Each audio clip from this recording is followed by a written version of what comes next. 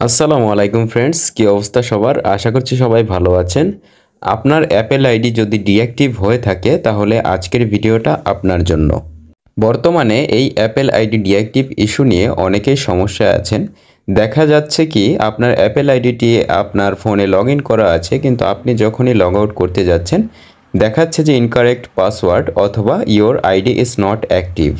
এই সমস্যায় হয় কি যে আপনার যে অ্যাপেল অ্যাকাউন্টটা আছে সেটা আপনার অ্যাপেল ডিভাইস থেকে আপনি লগ আউট করতে পারেন না বা সাইন আউট করতে পারেন না, এবং নতুন কোনো অ্যাকাউন্টও আপনি ওই ফোনে লগ ইন করতে পারেন না।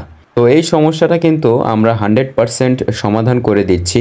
স্ক্রিনে যে হোয়াটসঅ্যাপ নাম্বারটা দেখতে পাচ্ছেন, আপনি চাইলে কিন্তু সেই হোয়াটসঅ্যাপে যোগাযোগ করে কিন্তু সমস্যাটা সমাধান করে নিতে পারেন।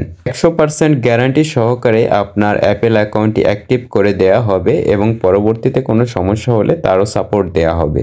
অথবা কেউ যদি নতুন অ্যাপেল অ্যাকাউন্ট ক্রিয়েট করতে চান সেক্ষেত্রে হোয়াটসঅ্যাপ নাম্বারে যোগাযোগ করতে পারেন। স্ক্রিনে যে হোয়াটসঅ্যাপ নাম্বারটা দেখতে পাচ্ছেন এবং ডেসক্রিপশন বক্সেও আমার হোয়াটসঅ্যাপ নাম্বার দেওয়া আছে, আপনি চাইলে সেখান থেকেও যোগাযোগ করে নিতে পারেন।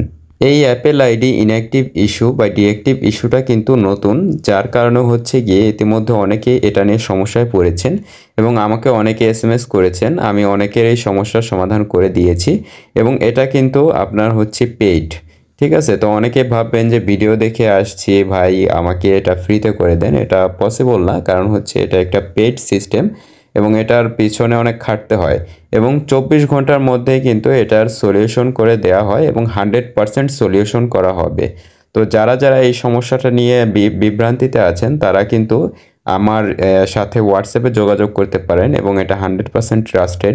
এবং ইতিমধ্যে আমি প্রায় 200 মানুষের মতো আমি অ্যাপেল অ্যাকাউন্ট ক্রিয়েট করে দিয়েছি এবং আলহামদুলিল্লাহ তাদের রেসপন্স ভালো। আমার ফেসবুকে পেজ আছে, আপনারা চাইলে ফেসবুকে সার্চ করে দেখতে পারেন, আমি ডেসক্রিপশন বক্সে লিঙ্ক দিয়ে দেবো।